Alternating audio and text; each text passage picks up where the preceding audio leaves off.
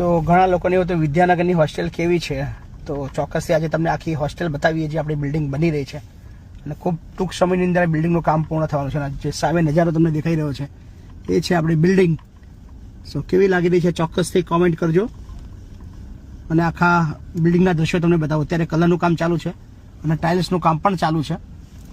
સો ગજબ લુક આવી રહ્યો છે આપણી બિલ્ડિંગનો.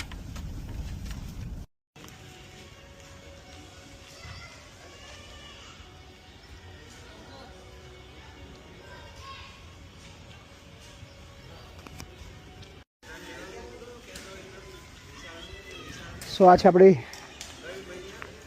સંકુલ 3 એટલે કે વિદ્યાનગરની અંદર બની રહેલ 700 જેટલા બાળકો માટેનો આશરો, જ્યાં એમાં રહેવાનું, જમવાનું, ભણવાનું બધું જ નિઃશુલ્ક મળવાનું છે.